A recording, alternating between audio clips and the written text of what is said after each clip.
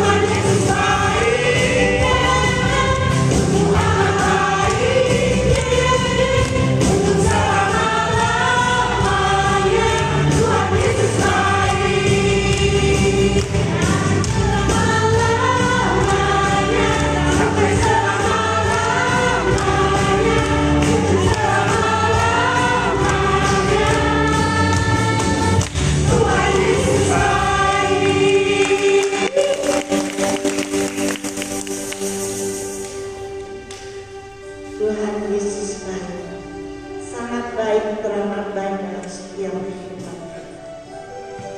Dalam pada siang hari ini, kebaikan yang Tuhan rasakan di dalam kehidupan kita boleh membawa semangat pelayanan dalam setiap kehidupan kita. Kita akan tundukkan kepala, kita akan mulai pembekalan kita pada siang hari ini. Dalam nama Bapa dan Putra dan Roh Kudus. Segala hormat, puji dan kemuliaan bagi Engkau di tempat yang maha tinggi Tuhan, untuk segala kebaikan-Mu di dalam kehidupan kami. Engkau baik, teramat baik dan sangat baik. Untuk segala berkat-berkat, untuk segala kasih setia-Mu, kalau Engkau boleh kumpulkan setiap pribadi kami di tempat ini, semua terima kasih dan anugerah. Bapa, pimpin setiap hati, urapi setiap pikiran kami, agar mata hati kami dan pikiran kami hanya tertuju kepadamu. Karena kami percaya Tuhan, Engkau adalah Allah yang maha kuasa. Engkau adalah Allah yang menghidupi kami. Engkau Allah yang sangat amat luar biasa, yang membebaskan kami dari segala belenggu. Inilah kami Tuhan, urapi setiap kali dalam kasih dan anugerah. Roh Allah yang hidup urapi kami.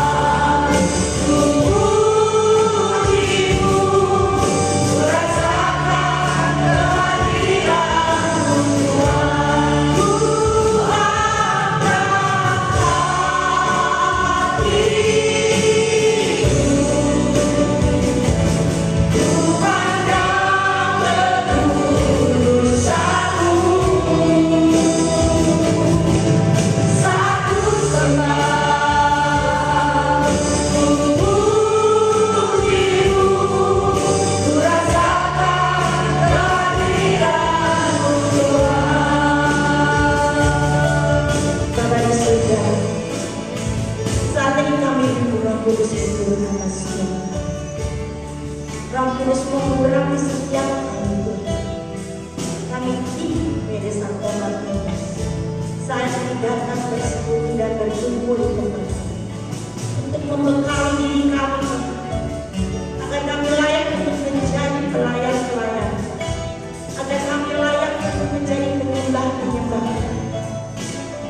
Kami percayakan hidup diri kami untuk Engkau urapi dengan sepenuh-penuh. Kami mau mengangkat hati kami, diri kami, jiwa kami, semata-mata hanya untuk persembahan di hadirat Tuhan. Sekali lagi kami mohon urapi setiap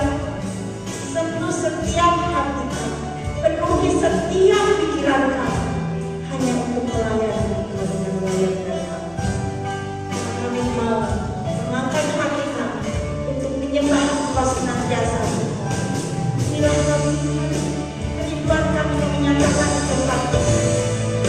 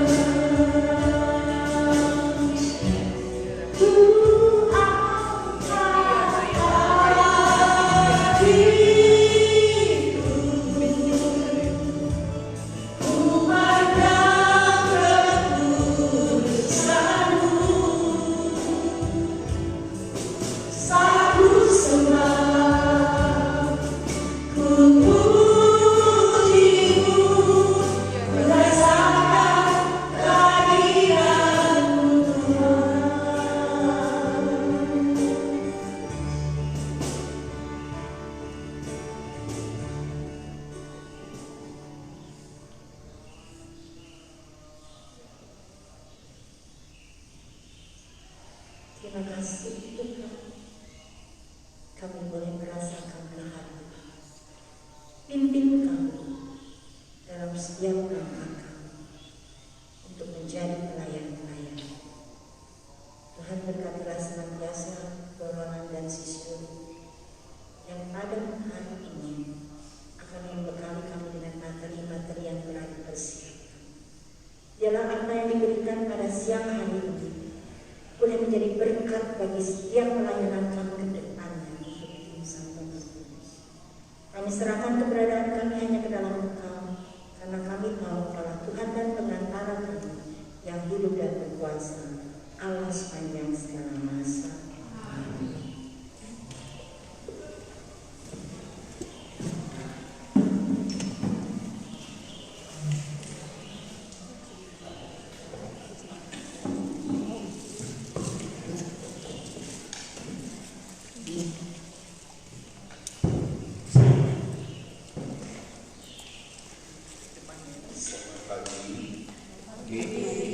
Selamat pagi. Selamat pagi. Harus gitu dong. Pujian dari PD Martinus harus selalu semangat ya.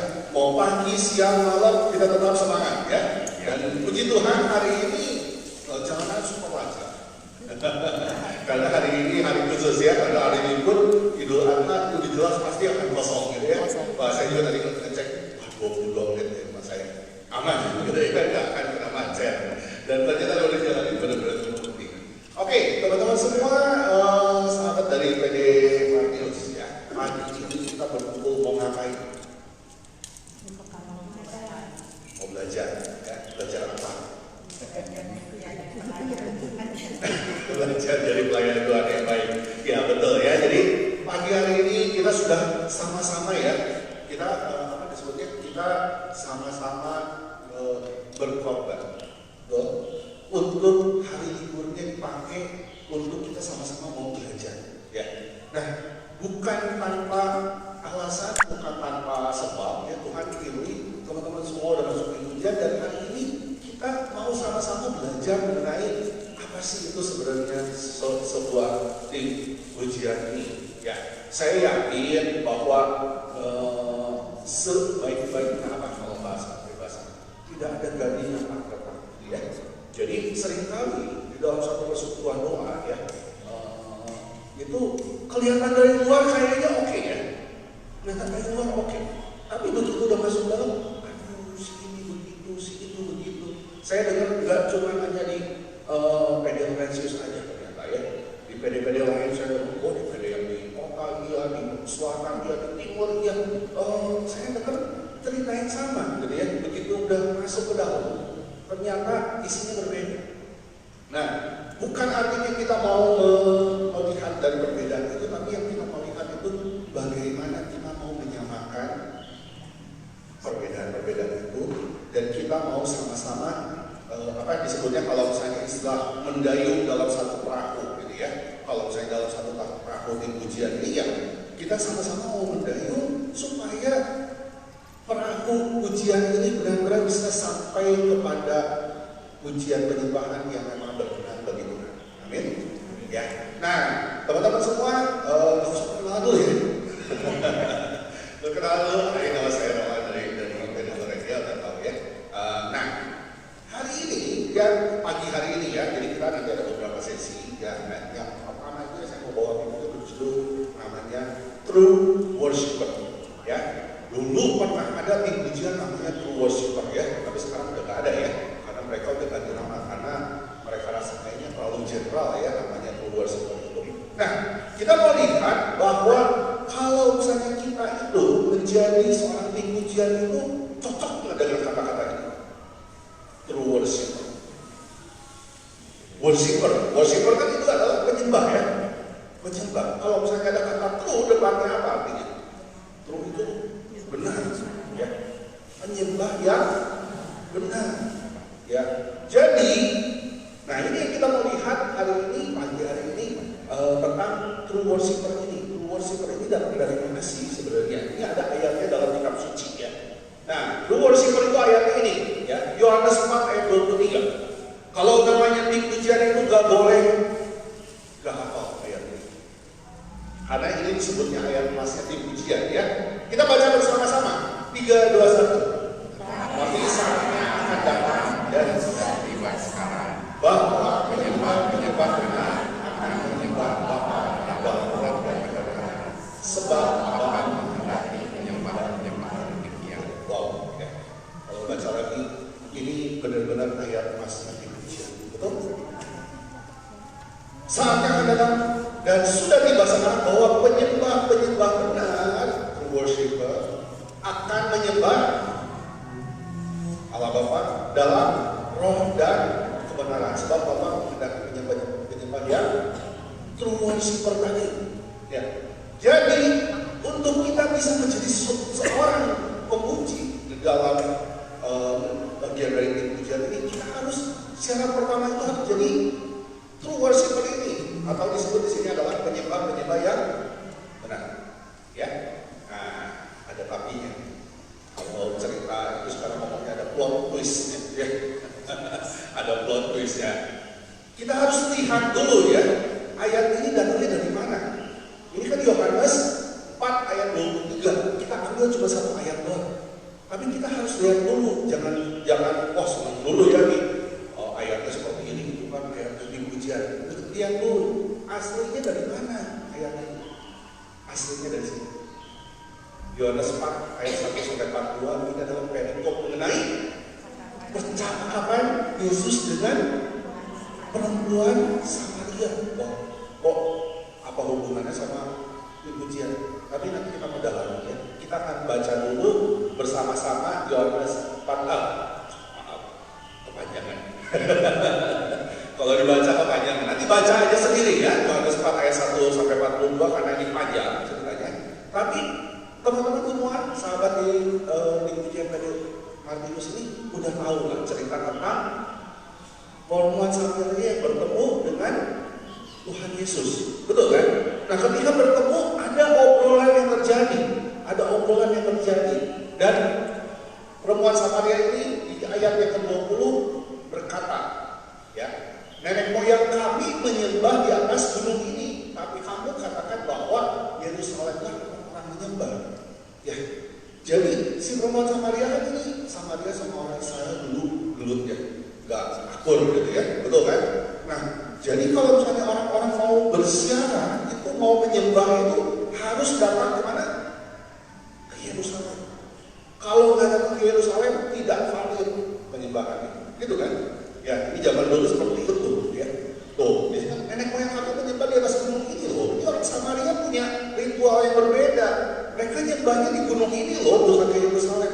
Tapi begitu Tuhan kata, oh, sana harus berpusat kepada Yerusalem, ya. Nah, ini ayat yang 20. Tapi kita mau lihat dari ayat 21, Tuhan Yesus katakan ini, yang luar biasa, ya.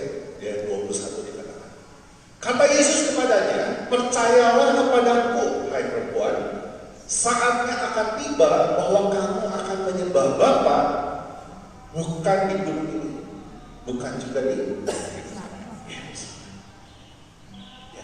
Jadi menjadi sebuah true worshiper, penyembah yang benar itu bukan cerita soal saya di Bandung gitu, ya, masalah tempat, gitu, saya di Jakarta, saya di Yerusalem, atau saya di Samaria atau dimanapun, bukan, ya.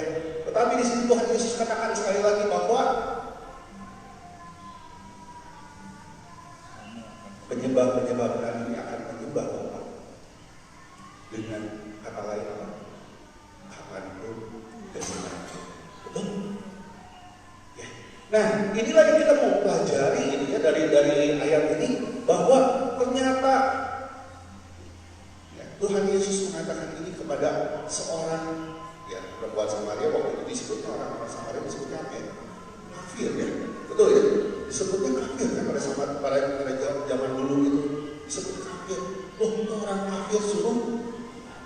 menyembah, gitu ya. Mungkin ya. Kita juga yang disebut kafir, gitu ya. Tapi bukan itu concernnya. Tapi kita mau lihat bahwa bagaimana kita mau menjadi seorang pemuji Tuhan, penyembah Tuhan, itu yang penting. Ya. Nah, masalahnya sekarang adalah pertanyaannya adalah siapakah true worshiper?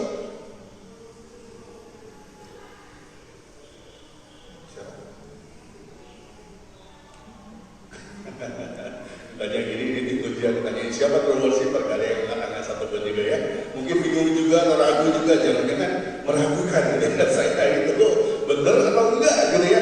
Tapi kita mau lihat seringkali ketika kita menjadi true worshiper itu bergantung sama kondisi atau sama acara. Oh ya, bergantung sama tempat atau waktu. Oh, di Jakarta ini dulu pernah ada ya acara namanya Unlimited Worship Conference. Keren ya? Itu saya ambil di flyer. Wah, waktu datang ke sana kayaknya semua pemuji dan penyembah se-Jakarta dan dari berbagai tempat Indonesia datang untuk sama-sama memuji dan menyembah Tuhan. Oh, itu adalah ajangnya true worshiper. Betul? Ragu-ragu ya. Betul, karena memang tempatnya bersama-sama, tapi bukan masalah bergantung tempat dan waktu. Ya, tidak ya. Dan apakah true worshiper itu adalah worship leader? Worship leader? Bukan hanya worship leader maksudnya itu ya. Apakah singer? Ya, bukan cuma hanya singer. Apakah pemusik? True worshiper ada gue cuma hanya main musik. Gue bukan true worshiper, gitu? Bukan hanya pemusik. Soundman, oke, di sini ada soundman kan? Gak ada, ya. Oke, nanti ini tugas dari Penyelenggara Organisasi ya, cari namanya soundman ya. Soundman ini salah satu bagian daripada tim pujian. Ya, nanti mungkin sedang akan saya jelaskan juga beberapa hal teknis yang berkaitan dengan ini. Ya, atau movement. Saya mah cuma hanya ngeklik lagu, gitu kan? Saya mah bukan tim pujian, saya mah cuma hanya ngebantuin tim pujian, gitu ya, supaya tim pujiannya kalau ada contekan bisa nyontek, kalau nggak ada contekan supaya umat hidup si nyanyi, gitu kan? Jadi bukan tim pujian itu, true worshiper bukan? Ya. Nah, kalau kita lihat dari semua ini tidak bergantung kepada waktu, tapi semua daripada itu, baik singer, pemusik, soundman ataupun multimedia, itu semua adalah true worshiper. Ya, jadi siapa true worshiper itu? Boleh angkat jarinya, ya, tunjuknya. Boleh tunjuk diri sendiri gitu ya. Coba colek kiri kanannya. Kamu loh ya.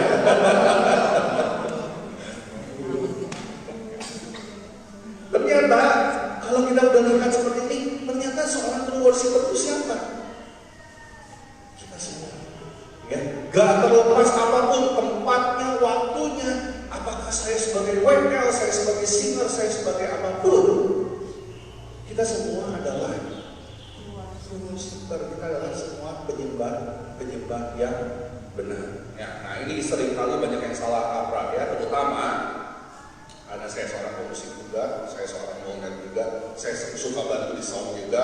Jadi saya itu suka melihat bahwa orang-orang yang punya skill di musik, soundman dan movement ini biasanya seringkali menganggap bahwa enggak lah, saya mah bukan tugas saya mah cuma hanya supporting di pujian. Ya, seringkali ngomongnya begitu. Padahal tiga bagian ini itu adalah benar-benar mereka semua adalah true worshiper. Ya, kalau semua jadi true worshiper, lah terus apa tugasnya? Menjadi penyembah Tuhan kan? Betul kan? Menjadi penyembah Tuhan. Nah kalau kita mau menyembah Tuhan, fokus kita pada siapa? Tuhan. Ya, hati kita punya fokus sama Tuhan. Tapi seringkali ya, yang supporting ini seringkali itu cuma hanya berpikir bahwa saya hanya supporting aja dan saya tak perlu untuk memuji dan menyembah Tuhan. Ini yang salah. Ya, tapi nanti kita akan lihat lagi ke belakang lebih detail lagi mengenai hal-hal ini. Ya. Nah, kita mau bicara soal true worshiper itu apa? Ya, nah ini kan tadi udah ngomong ya, true worshiper siapa? Saya. Ya, kalau saya semua ya yang ada, bahkan di luar pujian juga kita semua adalah true worshiper. Di luar pujian ya, bukan cuma di pujian. Di luar pujian aja udah true worshiper, apalagi semua di pujian. Ya, termasuk tadi musik, komet, sama ya. Jadi di pujian itu saya samakan dulu persepsi ini ya. Semua dari itu adalah masuk dalam di pujian. Ya. Jadi yang pertama itu adalah yang perlu untuk dilakukan oleh seorang true worshiper itu apa? Pertama itu adalah intim dengan Tuhan. Ya. Berapa banyak dari kita suka lupa? Ya. Lupa apa? Lupa doa. Lupa kalau kita itu hidup benar-benar kedatangan, hidup dipimpin atau dibimbing atau disertai oleh Tuhan dalam hidup kita. Mau bukti yang paling gampang itu paling simpel, ya, paling simpel. Ya. Ini misal ya, Bapak Ibu ya, misal tadi pagi bangun, begitu bangun, ya mata melek, terus waktu mau nyedot udahan enggak. Bayangkan aja ya, nggak terjadi benar-benar gitu ya, ini nggak terjadi benar-benar. Tapi bayangkan ketika melek, mau sedot udara, gitu ya, nggak ada udaranya. Apa yang terjadi? Kira-kira? Pindah alam. Ya, mungkin yang paling simpelnya adalah kita semua nggak jadi kumpul di situ. Benar kan? Nah sekarang nafas kehidupan baru itu siapa yang kasih? Tuhan yang kasih. Betul kan? Tuhan yang kasih. Kalau tidak ada Tuhan tidak kasih nafas itu, apakah kita bisa menjadi worship? Bisa menjadi pujian, bisa memuji dan menyembahkan? Gak bisa. Ya, itu hal yang paling simpel, paling kecil. Nah, dari situlah kita akan bangun bahwa kita itu berterima kasih atau mengucap syukur setiap hari untuk apa hal kecil yang Tuhan berikan. Bahkan bukan kecil sih sebenarnya, tadi kan udah dikasih ya, kalau misalnya ada udara nggak ada kita mati, sebenarnya itu hal besar ya. Cuma karena sudah rutin setiap hari, kita menganggap itu sebagai biasa aja. Udah biasa setiap hari kayak begini, tapi kita tidak pernah mau bersyukur pada Tuhan dan membangun keintiman Tuhan, thank you ya. Hari ini saya sudah dikasih nafas. Saya bisa untuk beraktivitas, saya bisa untuk datang ke pembekalan. Saya mau jadi true worshiper. Bangun keintiman itu. Tanpa keintiman dengan Tuhan itu percuma. Ya, jadi mau sejago-jagonya main musik, mau sejago-jagonya ngatur sound, mau sejago-jagonya nyanyi, workout, singer, kalau tidak ada rahmat Tuhan, kita tidak akan pernah bisa bergerak atau berjalan. Ya, itu yang pertama. Yang kedua adalah sikap dan perbuatan yang mencerminkan Tuhan. Ya, nah ini sikap dan perbuatan yang mencerminkan Tuhan ini menjadi sesuatu yang penting ya. Seringkali begini ya yang terjadi, begini. Katanya orang pede, tapi kelakuannya kok kayak gitu. Ada nggak ya kata-kata gitu di sini? Di paroki lain banyak tuh ya, kayak begitu ya. Di Martinus nggak ada ya? Oh nggak ada satu maksudnya, ada banyak gitu ya. Nggak ada satu tapi banyak gitu ya. Ada aja kayak begitu. Jadi seringkali ini kan, seringkali ketika kita hidup, ketika kita berjalan menjadi seorang true worshiper, kita lupa. Ya. Kita tampil, wah sebagai worshiper, Tuhan begitu baik. Ya, Tuhan begitu mencintai kita semua. Sambil angkat tangan gitu ya, jadi worship leader. Udah pulang ke rumah, anak gak benar, bikin tugas. Terus apa yang dilakukan? Marah-marah, gebrak meja, gitu ya. Kamu ini aja gak bisa, gitu ya. Tangan yang dipakai untuk memuji dan menyembah Tuhan, tapi dipakai untuk gebrak meja. Mulut yang dipakai memuji dan menyembah Tuhan dipakai untuk memaki. Ya. Nah, ini yang kita mau, bagaimana sikap dan perbuatan yang benar-benar mencerminkan Tuhan. Jadi sebenarnya menjadi true worshiper itu gak gampang.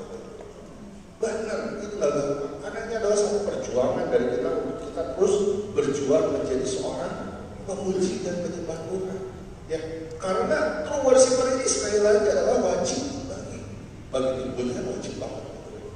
Udah gak ada harga tawar-menawar gitu ya untuk menjadi pemuji dan penyembah Tuhan. Bagaimana seperti tadi aja, worship leader yang hebat, yang ngomongnya bisa bikin semua umat menangis.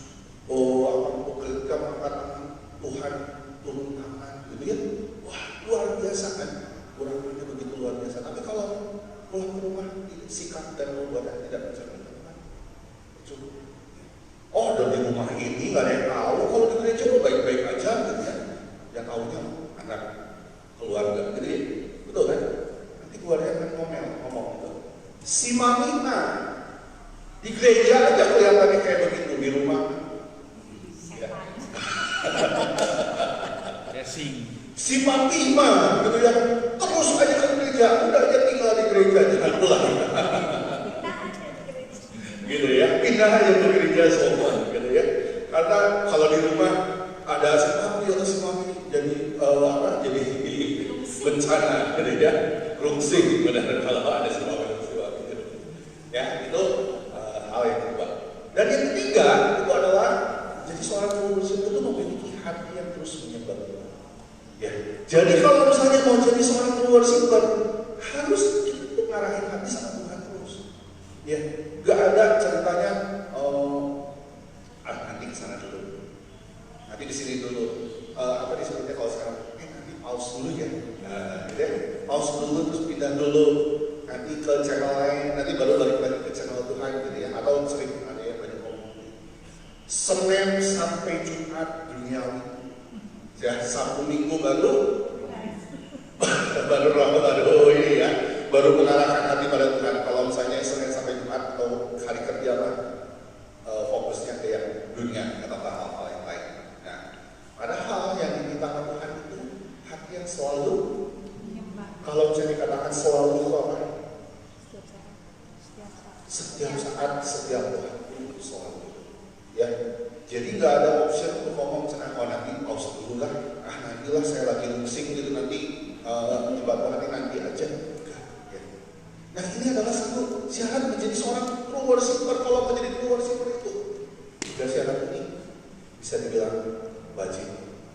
Ya, waduh, udah sampai sini nih kelihatannya. Saya mundur dari pujian. Kok syarat ini jadi makin susah gitu ya? Rasanya kok kayak begitu ya? Tapi bukan masalah itu ya. Kita justru kita mau belajar, kita mau sama-sama belajar, kita mau sama-sama mengerti. Hari ini mungkin tadi yang saya tanya di awal ya, apakah di pujian PD Martinus ini gak pernah salah satu sama salah lain itu baik-baik aja terus semua gitu?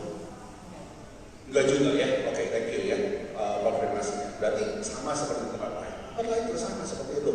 Gak bisa dipungkiri di tempat saya, di tempat kami PD Laurentius sama seperti itu juga. Ada tetap seperti itu. Tapi yang kita mau lihat itu bukan fokus pada masalahnya, betul? Kita setuju ya?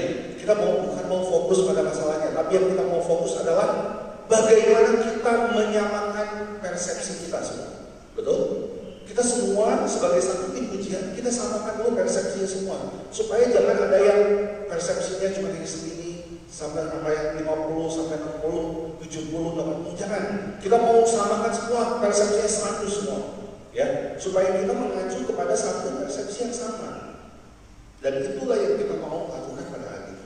Dan kita mau samakan semua pemikiran kita sebagai tim pujian. Maka dari itu bukan cuma hanya sekedar begini aja. Mari kita lihat dari bagaimana cara untuk menjadi seorang true worshiper. Ya, nah, mohon maaf ya, ini tulisannya nempel karena fontnya berbeda ya.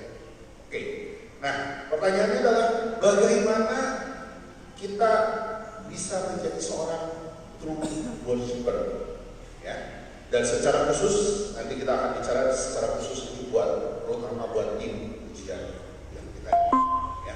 Kita akan baca ayatnya itu dari 1 Tawarikh 25 ayat 1 sampai 8 ya. Nah, ini dari ayat perjanjian lama aja 1 Tawarikh. Ini jarang-jarang ya kita baca ya. 1 Tawarikh ini jarang banget ya. Tapi nggak apa-apa, kita akan baca bersama-sama ayat yang ganjil. Ini aja deh, kiri dan kanan ya.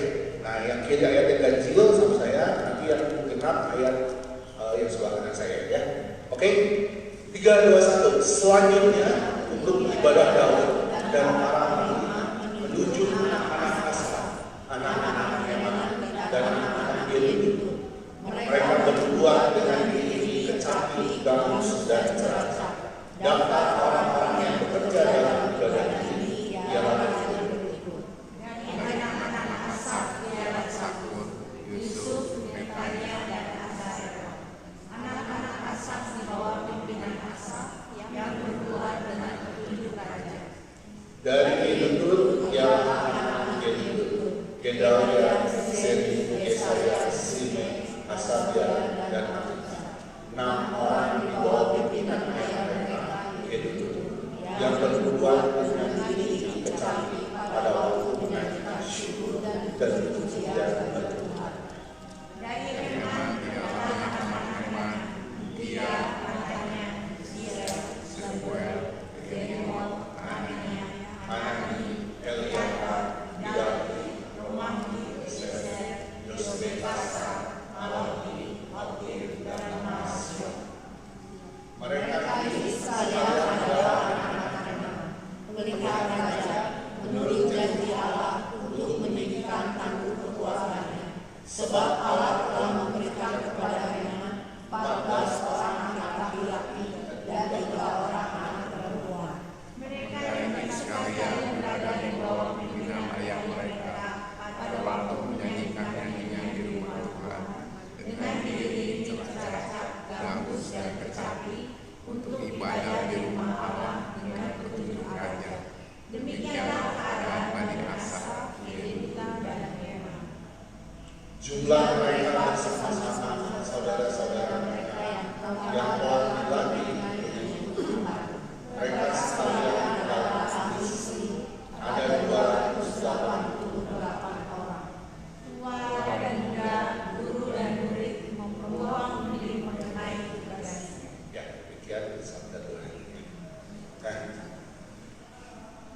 wah, kalau lihat ini dari nama-namanya aja udah susah ya bikin barusan lidah keseleo ya untuk ngomong nama-namanya aja udah susah banget gitu ya. Tapi nggak masalah ya, jadi ini dari 1 Tawarikh ini ternyata ini menyimpan banyak hal yang kita akan belajar pada pagi hari ini ya. Bahwa di sini itu kita mau lihat tadi mungkin kalau sadar ya, tulisan-tulisan yang merah itu ada banyak nanti hal-hal yang kita akan pelajari dari 1 Tawarikh 25 ayat 1 sampai 8 ini. Jadi ya, ada 5 hal yang kita mau pelajari pada pagi hari ini. Prinsip dasar untuk menjadi seorang true worshiper ya. Jadi ada berapa tadi? Ada 5 ya. Coba colek kiri kanannya, ada 5 ya. Jangan dilupain ya, karena 5 ini nanti saya akan tes ya satu-satu. Ada 5 ya. Oke, yang pertama ya. Yang pertama itu kita bicara soal apa? Motivasi. Ya, kita mau bicara soal motivasi. Yang pertama itu motivasi dari ayatnya tadi yang kita udah baca ya. Selanjutnya untuk ibadah Daud dan para panglima menuju anak-anak Asaf, anak-anak Heman dan anak-anak Yedutun. Mereka berbuat dengan diri kecapi, bagus dan ceracap. Daftar orang-orang yang bekerja dalam ibadah ini ialah sebagai berikut. Ya, di sini ada kata yang kuning dari 1 Tawarikh 25 ayat 1. Kata yang di kuning itu adalah ibadah. Ya, nah maksudnya apa? Ya, Bapak Ibu, ketika kita menjadi seorang true worshiper, apalagi dalam konteks hari ini yang kita bahas itu adalah tim pujian, ya, kita harus cek dulu ketika kita melayani di tim pujian itu motivasi kita apa? Ya, motivasi kita apakah jangan-jangan, mohon maaf ya, sekali lagi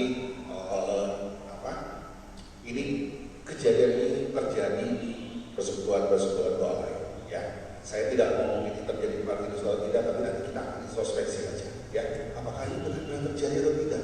Ya, karena kenapa? Seringkali ketika kita masuk ke dalam ranah tanda kutip, ya, kita ngomong apa ini kemudian disebutnya frontline. Kalau di pasukan perang itu garda terdepan, gitu ya, betul kan? Nah, garda terdepan otomatis dia akan muncul, tampil. Ketika dia tampil, maka dia akan dilihat oleh orang. Dia akan dikenal oleh orang lain. Dia akan dinotis, ya, diingat, bahkan diingat. Kenapa? Karena dia muncul di depan. Ya, nah beda dengan kebalikan dari frontliner itu backliner, ya, atau di biasanya di belakang kerjanya, ya belakang layar, ya. Contohnya tim doa, gitu ya. Lagi doa di belakang siapa yang tahu, gitu ya. Kita semua juga bahkan mungkin nggak sadar bahwa dia sedang menjadi ganda belakangnya kita, gitu ya, atau belakang layar kita berdoa. Atau mungkin yang juga momen, ya, momen cuma hasilnya doang yang kelihatan orangnya, bahkan seringkali muncul nyumput gitu ya di balkon gitu ya, nggak kelihatan. Ya. Nah, ini yang kita lihat bahwa kalau ketika kita mau masuk dalam suatu pujian, ya, terutama frontliner, ya, yang tampil di depan ini, motivasinya apa? Jangan-jangan motivasinya itu bergeser, bukan untuk tujuannya untuk Tuhan. Ya, karena kenapa? Kita mau sadari bahwa dari ayat ini bahwa ketika kita memuji menjadi pujian itu adalah ibadah, betul? Ibadah itu bukan ya kita ngomong ibadah kayak orang Kristen, bukan ya. Tapi kita bicara bahwa ketika kita menjadi pujian itu, ketika kita memuji dan menyembah Tuhan, itu adalah kita sedang membuka tingkap-tingkap surga untuk supaya pujian kita naik kepada Tuhan. Jadi itu adalah satu ibadah, ya. Maka dari itu Roma 12 ayat 1 berkata, karena itu saudara-saudara, demi kemurahan Allah aku menasihatkan kamu supaya kamu mempersembahkan tubuhmu sebagai persembahan yang hidup, yang kudus, yang berkenan pada Allah. Itu adalah ibadah biasa. Jadi, ketika kita ngomong soal motivasi ini, Bapak Ibu, ya, motivasi, ya. Jangan-jangan saya motivasi pujian itu tujuannya untuk kemudian ini, ya. Saya pengen terkenal, saya pengen nanti dipakai sana sini, saya pengen supaya semua umat di paroki kenal sama saya, gitu ya. Atau whatever, apapun ya, kita nggak usah bahas alasan maksud dan tujuan yang disebut. Tapi di sini kita mau lihat bahwa ketika kita mau bicara soal ibadah, bagaimana hati kita yang kita arahkan pada Tuhan. Ketika kita mengarahkan hati pada Tuhan, maka ada syarat juga yang di Roma 12 ini dikatakan apa? Persembahkan tubuhmu sebagai persembahan yang hidup, kudus dan berkenan bagi Allah. Suka ada kasus seperti di pujian, ya, PL terutama ya, PL. Selesai pujian, dia nangis. Maksudnya selesai PD, gitu, dia nangis di belakang seduh-seduh. Aduh, wah nangis gitu ya. Kenapa? Iya tadi ngeliat umat semua dibaca kayak aku. Ya, semua umat dia kayak aku, gitu dia nggak ngapain, nggak ada respon gitu. Saya merasa, kayaknya saya gagal banget jadi warga. Dia nangis terus nggak respon, gitu ya. Nah, kita lihat ya bahwa ketika kita mau menilai satu keberhasilan seorang worship leader atau sebuah tim pujian ya, secara khususnya itu tim pujian, bukan cuma hanya WL. Bagaimana tim pujian ini bersama-sama untuk bisa tadi yang saya bilang membuka tingkap surga ya, kayak lagi ngebangun apa? Ngebangun tangga ke surga, dan ketika tangga itu terbuka semua malaikat akan naik turun ya. Dari tempat kita ke surga dan puji-pujian kita masuk dalam surga. Itu yang kita mau tuju. Seringkali kita cuma yang ngeliat, aduh Kristen umatnya gitu ya, so kita menganggapnya, aduh kita gagal jadi Kristen. Nah, balik lagi, kalau kita punya satu motivasi yang baik, ya, kita punya satu motivasi yang baik, maka kita akan lakukan dengan motivasi yang benar-benar untuk arahkan hari Tuhan. Dan syarat ini nih, utamanya kita harus ini persembahkan tubuh sebagai persembahan yang hidup, kudus dan berkenan bagi Allah. Ya, nah, ini yang sering kali jadi masalah ya. Apakah kita udah jadi orang kudus? Belum, karena kita orang Bandung ya. Kalau sekarang mau jadi orang kudus harus pindah kudus ya, ganti KTP ke sana. Bukan ya, maksudnya jadi orang kudus itu apa?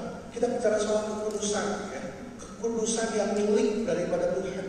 Ya, ketika kekudusan yang dari Tuhan itu, Tuhan harus kayak nge-step out kita ngecap ya. Ya kemarin dapat video itu ya, bro ini ngecap gitu ya. Kita ini dicap supaya ini adalah milik Tuhan dan ini adalah kudus. Bukannya kita yang cari-cari sendiri, oh gua pengen kudus ya, gua lakukan ini lakukan itu, bukan, karena kekudusan itu adalah milik Tuhan. Ya, dan kita itu dicap oleh Tuhan, oleh kekudusan itu. Nah, untuk dapat capnya Tuhan di mana? Ya kayak biasa aja kita ya, kalau misalnya mau dapat sertifikasi gimana yang harus lakukan? Oh, iya ya, harus rajin, harus ngikutin ini, ngikutin itu, dan semua syarat-syaratnya itu kita lengkapin semua supaya kita bisa dapat cap dari Tuhan. Oh, kita dalam kudus. Ini syaratnya kudus, ya. Supaya apa? Kudus, supaya berkenan bagi Tuhan juga. Jadi jangan-jangan ketika kita lagi naikin pujian itu, jangan-jangan syarat ini nggak terpenuhi. Nah, ketika syarat ini tidak terpenuhi, otomatis nggak nyampe penimbangannya, gitu ya? Nggak nyampe, makanya mungkin orang-orang itu kepada diam semua, gitu ya? Mungkin seperti itu. Ya, jadi nggak 100% salah nangisnya, tapi kita mau lihat dulu, jangan-jangan itu ada motivasi kita yang salah ketika kita mau melayani sebagai pujian Tuhan. Ya.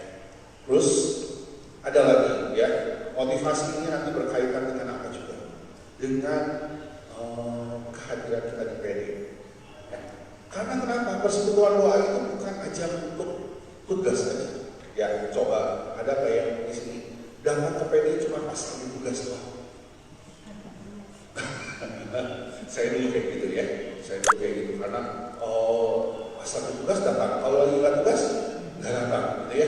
Padahal ketika kita mau untuk menjaga ini ya, menjaga ini tubuh yang hidup kudus dan berkenan bagi Allah itu harus ada harga yang kita harus bayar, betul? Harus ada harga yang kita bayar. Kita bayar apa? Ya kita harus terus berrelasi, connect terus sama Tuhan. Ya, terus tadi kan kita pokoknya kita arahkan hati Tuhan terus supaya apa? Kita terus connect sama Tuhan. Sekali disconnect, ya itu efek kita. Ya. Nah, maka dari itu sekali lagi bicara soal motivasi ini menjadi sesuatu yang sangat penting sekali. Ya, motivasi ini kita benar-benar bicara yang penting. Coba saya sekarang mau nanya sama teman-teman semua, ya, yang sudah 1 tahun, baru 1 tahun ada di Persekutuan Doa Terakhir di sini, berapa tangan? Oh ya, terima kasih. Yang sampai 1-5 tahun, oke, 5 sampai 10 tahun, enggak ada. 10 sampai 20 tahun, oh, ini tambah senior semua ya. 10 20, lewat dari 20 tahun ada? Oh, oh iya, itu juga udah atas 20 ya. Nah, jadi sudah rajin loh PD, jam itu datang PD, datang ya, terus berusaha ya untuk datang terus PD dan untuk ini. Coba saya mau nanya ya, orang-orang yang rajin ke PD yang udah mungkin puluhan tahun bahkan gitu ya, rajin baca firman, rajin doa, oh doa mah ya gitu ya. Rajin ke gereja, rajin ya, tiap minggu pasti Ekaristi, pasti ya. Oh baik kalau gitu ya, udah rajin di gereja apa segala gitu. Nah saya nanya, Apakah masih suka marah-marah? Masih ya? Masih ada. Masih suka bohong-bohong dikit? Masih ya. Suka gosip-gosip nggak?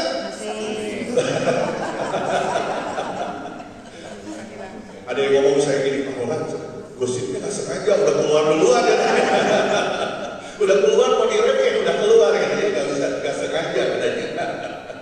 Nah, ini teman-teman yang terkasih, ketika kita mau memiliki motivasi yang baik, ya motivasi yang benar-benar tertuju pada Tuhan, dan kita harus lakukan itu,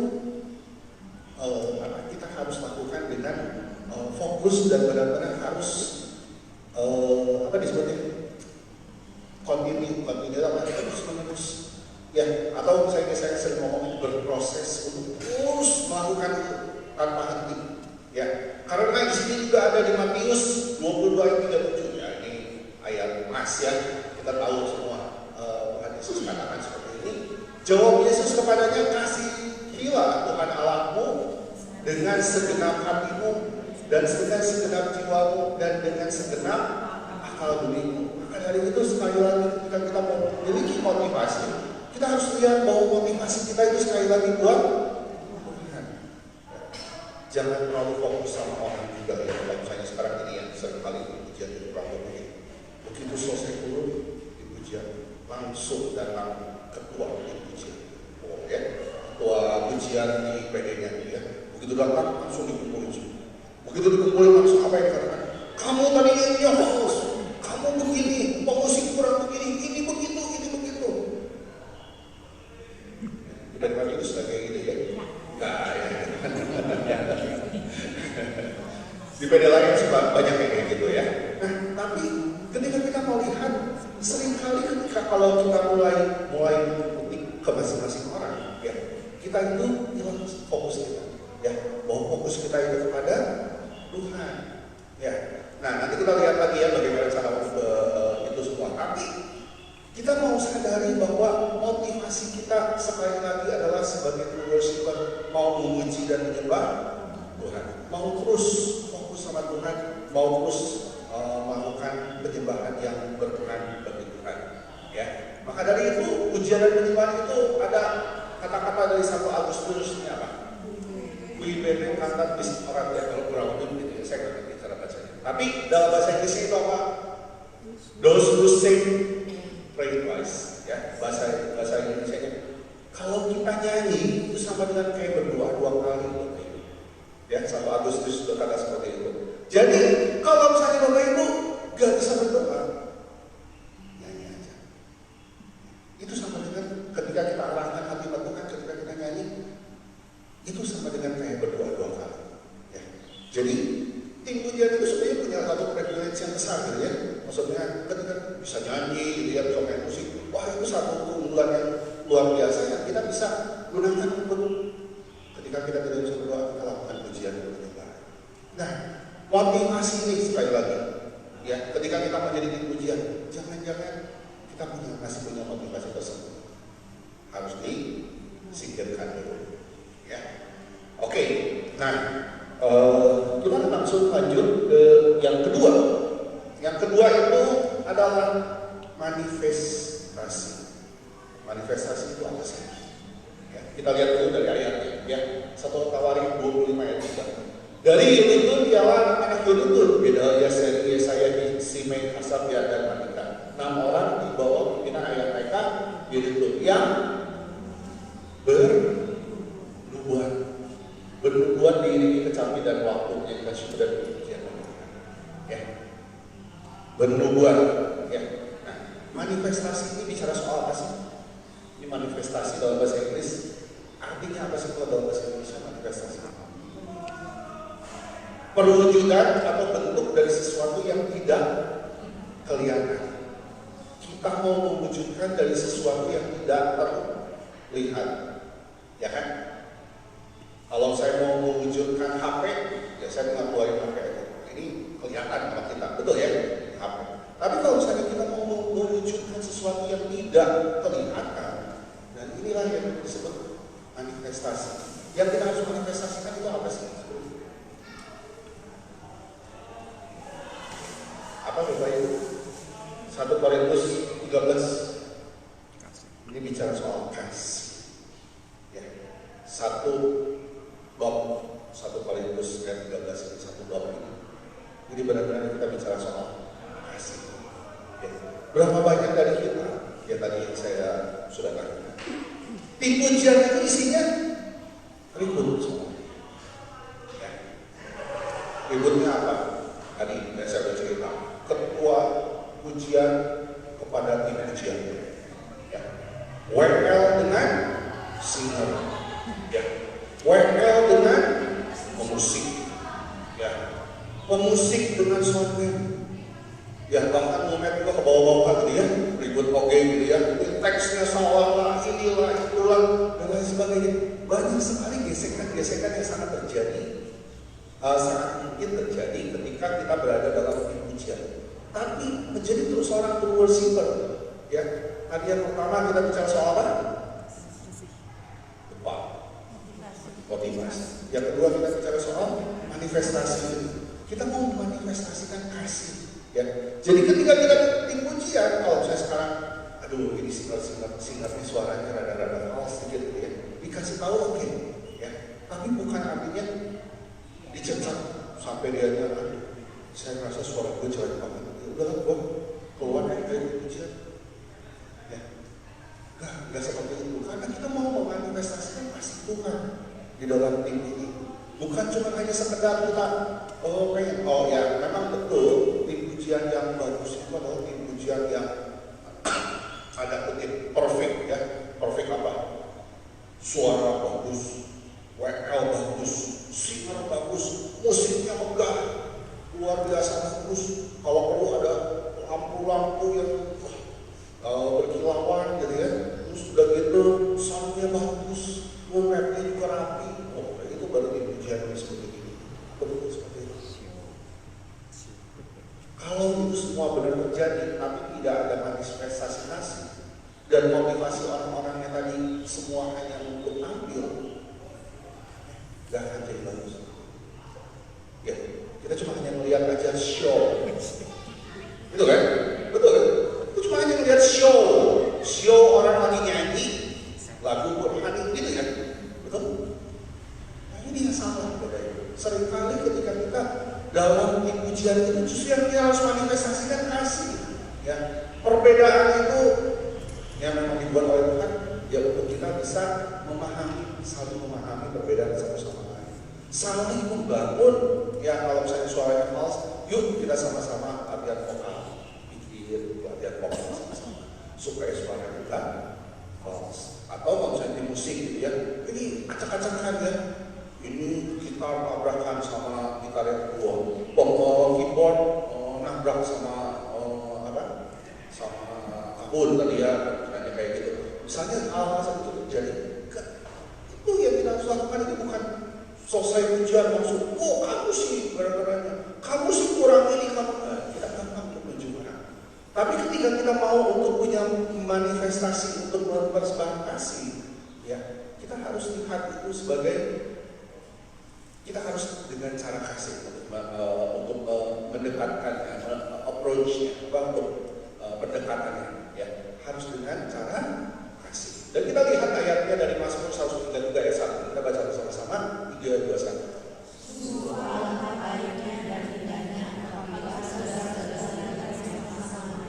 Boleh baca sekali lagi. Sungguh amat baiknya dan indahnya apabila saudara-saudara bersama dengan ya, dan ini adalah ayat dari Mazmur yang ikut mengingatkan kepada tim pujian. Ya, percumalah kita ribut-ribut juga. Buat apa? Justru di sini dikatakan apa? Kita harus diam bersama dengan rukun, bersama-sama, tapi kita dengan rukun. Maksudnya apa?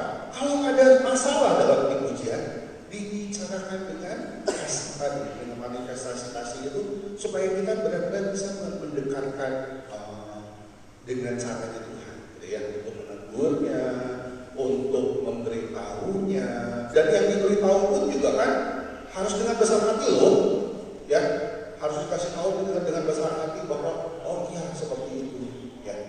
Nah ini saya melenceng dikit seringkali dapat kuesioner pewarna. Dari kuesioner pewarna ada 30 ngasih masukan. Tiba-tiba ada satu, oh kalau saya rating si Parolan 10 dari 10 nilai 10 itu cuma 1. Waduh ya, saya bacanya juga langsung rasanya hati berdebar-debar gitu. Berdebar-debar karena emosi gitu kan, lihat di rating cuma 1, padahal cuma hanya satu kejadian yang salah paham terjadi dan dia langsung menilai dengan seperti itu. Terus gimana? Ya, tapi bisa jadi kan seperti itu dalam tim ujian ya. Maksudnya saya seperti ini, tapi dilihat oleh orang lain dengan sudut pandang yang berbeda. Ketika dilihat dengan sudut pandang yang berbeda, maka terjadi perbedaan.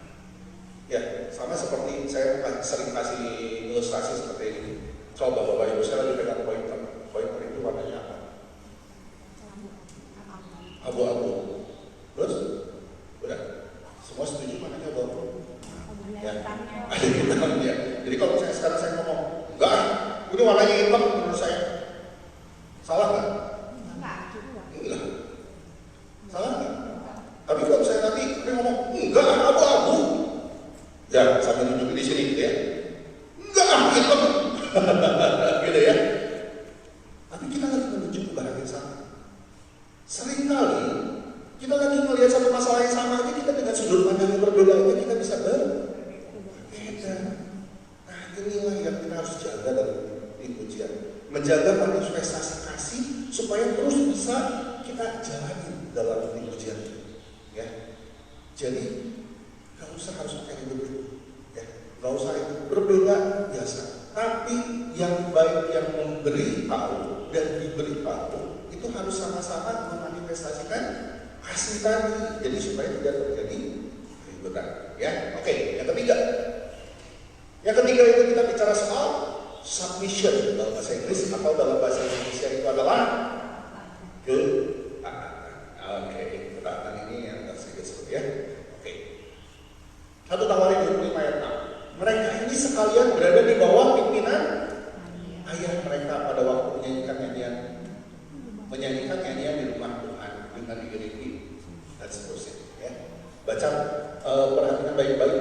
Mereka ini sekalian di bawah pimpinan. Di bawah pimpinan artinya kita memiliki satu otoritas, betul?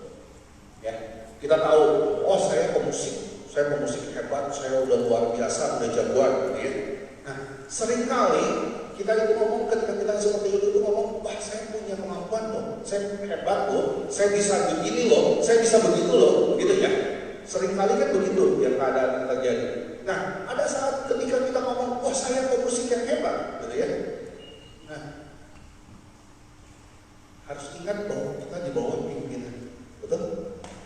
Bahwa kita harus memiliki satu ketaatan di dalam tim ujian. Struktur tim ujian dalam persekutuan doa itu ada struktur dalam persekutuan doa lah, saya ngomongnya secara umumnya dalam persekutuan doa. Persekutuan doa itu dipimpin oleh siapa? Koordinator, ya. Nah, di bawah koordinator itu biasanya suka ada wakil koordinator atau ketua bidang, whatever apapun namanya. Nah, ketua bidang yang membawahi tim ujian. Nah, kemudian itu ada ketua seksi ujian biasanya, betul? Nah, di bawah ketua seksi ujian siapa? Worship leader. WL itu adalah yang di bawah ketua seksi ujian. Dan di bawahnya itu lagi siapa? Singer, pemusik, dan lain-lain. Multimedia sama itu di bawah itu. Jadi ketika kita bertugas, ya, jadi gini, koordinator PD dia mengurus semua urusan PD, betul? Nggak spesifik cuma tim ujian doang. Koordinator koordinator bidang itu biasanya ngurus beberapa bidang ya, ujian, liturgi atau misalnya kur gitu ya, seringkali begitu ya. Jadi dia mengurus beberapa. Tapi kalau ketua tim ujian khusus ngurusin tim ujian.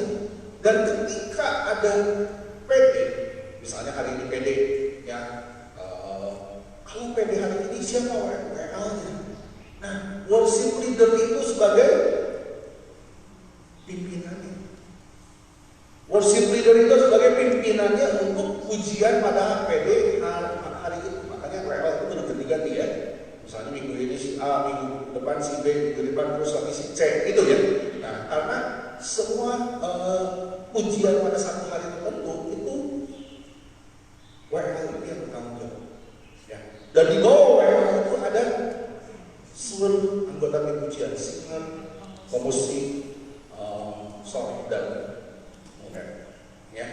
Nah, ketika kita bicara soal ketaatan itu, kita bicara soal seperti ini. Ya. Ini maunya gua, ya. Jalannya lebar, ada 1, 2, 3, 4, ya. Tapi no action, ya. Muter terus ya caranya. Tapi ketika caranya Tuhan, ya next action cuma 1 jalur. Ya, seringkali kita cuma hanya mikirin gimana gua, yang penting gua harus atur begini, harus atur begitu. Ya, nah ini saya mau curhatan juga ya sebagai seorang pemusik ya. Karena pemusik ini seringkali paling banyak ribut itu sama namanya rap, ya. Ya. Kalau saya koreksi begitu dulu ya. Saya itu sebagai pemusik saya sering ribut sama WL. Kenapa? Saya sering komplain sama WL ya. Dulu ini cerita dulu ya. Ini belum pembukaan ini. Saya sering ribut. Kenapa ributnya? Ya, kalau ngasih tanda itu yang jelas. WL, ini pemusik ya, duduk begini ya. Duduk di sini ya. Ngasih tanda yang jelas itu WL ya. Saya ngasih tanda. Iya. Oke. Langsung main kan. Awal. Terus ngasih tandanya begini. Set. Jelas? Jelas ya. Tapi kalau saya begini. Set.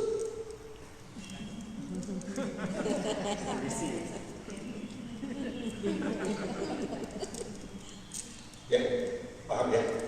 Seringkali itu gak kasih tanda yang jelas gitu ya. Saya komplain begitu. Ini gua harus satu. Karena ini posisi tangannya. Karena posisi pemusik itu persis segaris. Melihatnya berapa? 1 atau 2? 1. Ya. Ini curhatan saya ya sebagai seorang pemusik. Seringkali gak jelas gitu. Terus udah gitu, yang seringkali terjadi lagi apa? WL-nya lupa ngasih tanda. Udah akhirnya ini mau kemana? Mau ke 1 atau mau pulang lagi kan?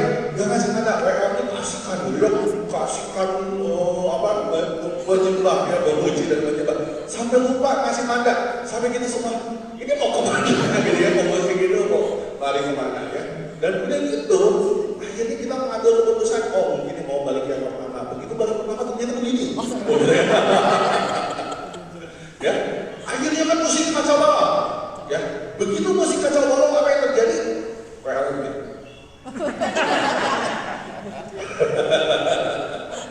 Dengan mata yang kejam. Ya. Saya mau musik. Aduh. Udah kayak begitu kenapa? Karena ketika WL menatap tajam ke barang musik, seluruh umat ikutan. Ya, seluruh umat ikutan menatap dengan tajam ke musik ya. Karena umat tahunya adalah pemusik yang ngaco ya, kacau balau ya. Padahal yang ngasih tandanya. Karena kenapa? Sekali lagi ketika kita jalan di pujian itu ya, saya ngomong ya, kita sebagai pemusik itu seringkali tersolimi ya. Tersolimi ya, maaf ya, bukan maksud itu. Tapi seringkali ketika udah terjadi salah, kita yang salah ya. Kita yang salah, begitu selesai pujian langsung WL-nya ngomong-ngomong. Kenapa sih kok mainnya kacau balau banget? Gue udah ngasih tanda dengan jelas, udah ngomong apapun juga WL udah langsung saya buat ya. Aduh ya, kita cuma hanya bisa fokus saja gitu ya. Ngasih jadi musik. Karena kenapa? Pemusik itu dibawa daripada musik kita. Ketika kita dalam suatu pujian, ketika pujian itu mulai, ini tangan itu berkuasa banget. Ya, mau gini, mau diginiin, mau diapain gitu ya. Kita semua pemusik harus siap gitu. Gak ada kata-kata siap gitu ya. Begitu tadi latihannya dari 1 ke 2, 2 ke 1 gitu. Dari 1 ke 2, tapi udah diginiin gitu ya. Maksudnya apa begini? Harusnya berhenti gitu kan. Ya, wah itu WL yang berkuasa, tangan itu berkuasa banget. Ya. Nah, seringkali kita udah ngomel mau ya, apa sih WL? Besok saya nggak mau tugas sama WL lagi gitu ya. Nah, nanti akhirnya jadi ribut. Ya, nah kita mau lihat sekali lagi kita mau lihat bagaimana ketika kita bangun di pujian ini. Sebagai ketaatan itu sebagai satu hal yang sangat penting ya. Jadi kalau misalnya WL-nya ngomong apa ya kita harus ikutin ya. WL-nya salah Kita semua kecebur gitu ya, ikutin mereka. Tapi ini ada sesuatu.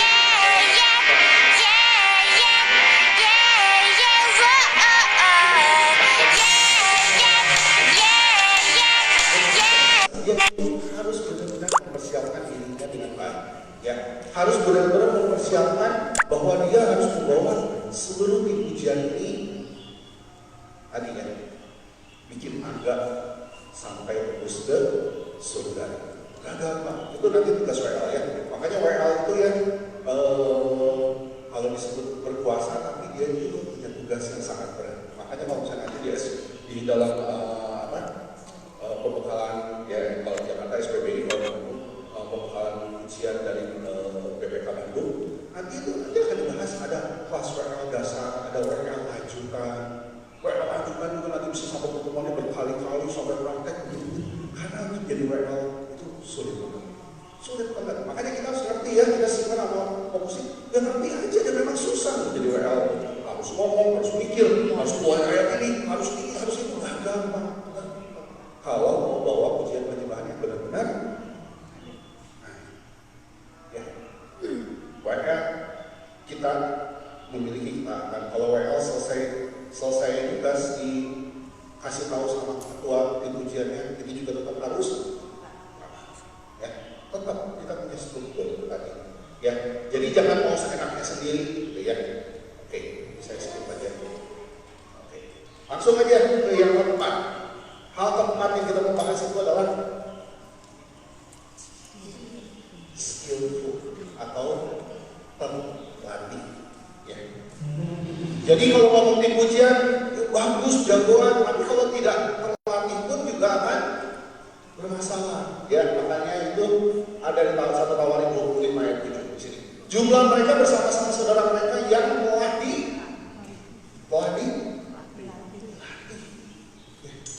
Oh, saya jadi pemusik udah hebat, nggak usah latihan. Saya suara seperti harus ngerti dong, suara saya pas-pasan. Harus ngerti dong, skill main musik saya cuma punya segini. Oh, gitu ya? Enggak ya. Di sini dijelas dikatakan bahwa mereka semua melatih. Nah, kalau kita belum bisa, maka kita harus melatih diri kita sendiri. Ya, maka dari itu, dari kita sebagai tim ujian, dalam satu tim ujian itu seringkali berbeda-beda oleh betul. Ada yang memang jagonya, saya pernah menemukan ya, pernah melihat worship leader nggak bisa nyanyi, bisa nggak jadi nyanyi? Nggak boleh, nggak bisa dong ya. Tapi dia nggak bisa nyanyi. Tapi WL ini nggak bisa nyanyi, dengan baik gitu ya, maksudnya sering foul, sering lari. Dia nggak banyak nyanyi, tapi dia bawa ujian penyembahan itu dengan luar biasa kepada Tuhan. Nah, akhirnya apa yang dia lakukan? Dia berkolaborasi dengan singer-singer yang hebat-hebat semua, yang benar-benar nyanyinya luar biasa kuat, dan dia berkoordinasi dengan baik. Dia nggak bisa nyanyinya, kalau nyanyi pasti komplain terus, itu ada false-nya aja gitu ya, pasti nanti ada backslog-nya lah, ada apa. Tapi dia punya kemampuan worship leader yang luar biasa. Dan dia bisa ternyata seperti itu. Ya, tapi itu bukan alasan untuk dia tidak melatih vokalnya, betul? Ya tetap dia juga berusaha melatih vokalnya sampai akhirnya dia menjadi lebih baik dan lebih baik lagi. Ya, jadi latihan ini sekali lagi menjadi sesuatu yang penting ya, karena kenapa? Jadi saya kasih gambar ini ya. Tujuannya adalah kita melihat kita berbeda-beda dalam satu perang, betul? Punya skill yang berbeda-beda, punya kemampuan yang berbeda-beda, dan inilah yang kita mau latih secara fokus satu skill kita atau beberapa skill kita supaya kita benar-benar nanti bisa seperti tadi ya, worship leader yang enggak punya kemampuan ditutup dengan singer-singer yang suaranya suara-suara penuh semua gitu ya, suara-suara yang wah hebat semua. Akhirnya pujian penyembahan itu bisa gitu ya. Nah, itu yang menjadi sesuatu yang penting karena pelatih ini seringkali orang merasa ini gue hebat lah. Udahlah, karena gue udah merasa hebat, udah gak usah latihan lagi. Ya, saya mau sharing dikit ya, mau ceritanya istri saya ya. Istri saya ya. Nanti kalau misalnya dia nyanyi, ya mungkin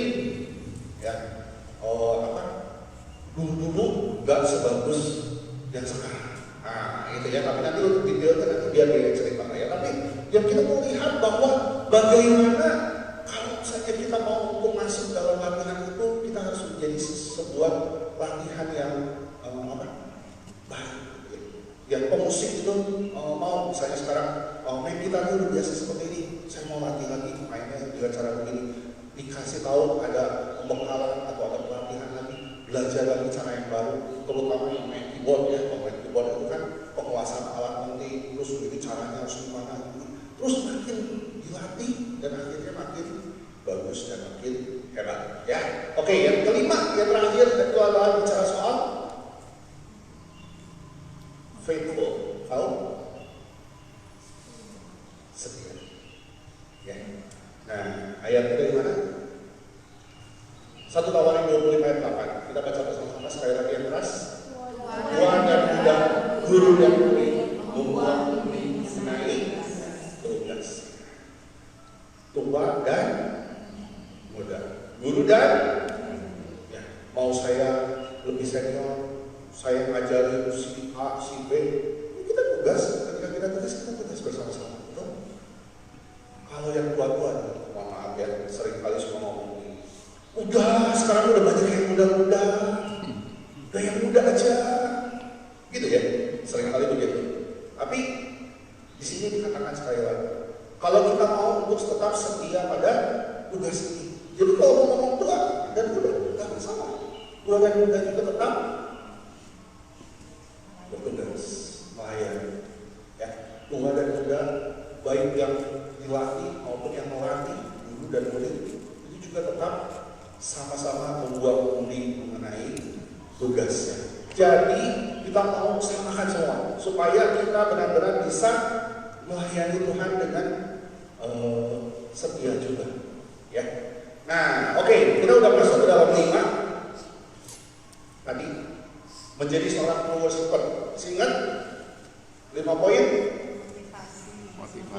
Motivasi. Yang kedua, manifestasi. Yang ketiga, ketaatan. Yang keempat, pelatih. Yang kelima, setia. Mohon maaf ya, biasanya itu satu kata, satu huruf, hanya yang soal. Tapi kita mau lihat di sini, ya, sekali lagi 5 hal yang kita mau pelajari ketika kita menjadi seorang true worshiper. Ya, kita bagaimana motivasi kita. Ya, motivasi kita benar-benar memanifestasikan kasih kita dalam ketika kita menjadi seorang worshiper. Taat, ya, meskipun ketika kita taat menyembah Allah, atau mungkin ketika kita taat makan hati, ya, hati makan apa? Nah, kemudian pelatih itu dalam pengertian kita nggak pernah boleh puas dengan apa yang kita miliki sekarang, skill yang kita terus tingkatkan semua sampai kita memiliki satu terlatih dengan baik. Dan yang terakhir itu adalah kita bicara soal setia. Ya, bagaimana kita juga mau tetap setia dalam kondisi apapun, ya. Soalnya, dalam kondisi di PD banyak orang-orang nyebelin, gitu ya. Ketua tim ujiannya nyebelin, gitu ya.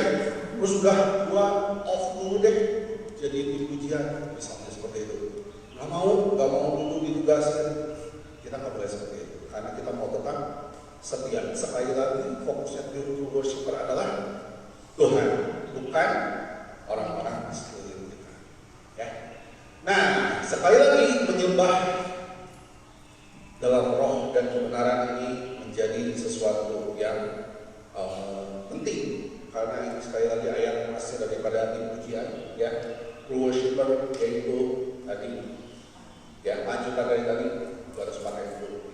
Allah itu roh, dan barang siapa menyembah Dia harus menyembah di dalam roh dan kebenaran. Ya, jadi untuk kita menjadi seorang tim ujian yang baik, kita harus menyembah dalam roh dan kebenaran. Ya, dan itulah yang menjadi kekuatan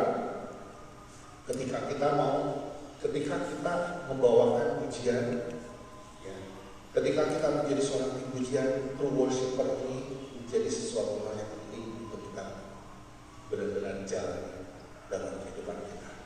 Ya. Sekali lagi, untuk kita membawa tim pujian ini sebagai satu persepsi, ketika true worshiper ini bisa ada dalam masing-masing dari kita, saya yakin tim pujian ini akan bisa menjadi tim pujian yang benar-benar bisa mendobrak pintu surga setiap kali pujian. Ya. Dan kita juga mau untuk bersama-sama untuk berjuang ke arah ini. Karena terus terang menjadi true worshiper itu bukan sesuatu yang gampang. Oke, kita akhiri untuk sesi sekarang. Saya mau bawa doa dulu saya. Ya. Mari kita berdoa. Tuhan, kami sungguh terima kasih bahwa Engkau telah percayakan pelayanan pada kami sebagai seorang pujian yang dari manusia. Tuhan, kami tahu begitu banyak kelemahan yang kami miliki, begitu banyak ego, begitu banyak permasalahan ketika kami bersama-sama sebagai satu tim pujian. Tapi kami tahu Tuhan bahwa dalam satu tim ini kami harus menjadi seorang true worshiper sebagai seorang pribadi, lepas pribadi. Kami mau untuk terus bisa menjalankan setiap pilar-pilar yang ada menjadi seorang true worshiper. Bagaimana kami bisa melihat sebagai motivasi kami, manifestasi kasih kami, ketaatan, latihan yang terlatih, dan juga tetap setia dalam setiap apa yang kami jalani. Menjadi seorang true worshiper sejati untuk bisa terus berkarya, untuk bisa melayani Engkau dengan penuh sukacita. Biarlah ketika kami bisa menjadi seorang true worshiper sebagai individu, ketika kami bersatu sebagai tim pujian ini, Kau juga akan terus urapi tim pujian ini untuk bisa menjadi tim pujian yang terberkati, yang terus bisa membawa puji-pujian yang harum kehadiran. Dan biarlah lewat puji-pujian ini makin banyak orang juga yang merasa diberkati dan merasakan hadirat surga Guru dalam setiap pujian yang kami naikkan. Kami mau terus untuk belajar Tuhan di hari ini. Kami belum selesai. Biarlah kami terus mau mempelajari setiap hal yang Kau ingin sampaikan kepada kami, supaya kami benar-benar bisa menjadi pujian yang akan diadakan. Demi Yesus, Tuhan kami yang hidup dan berkuasa ini dan sepanjang segala. Amin. Bapak Ibu dan Kudus. Terima kasih. Kita akan break dulu ya. Teman-teman, kita break dulu ya 5 menit ya.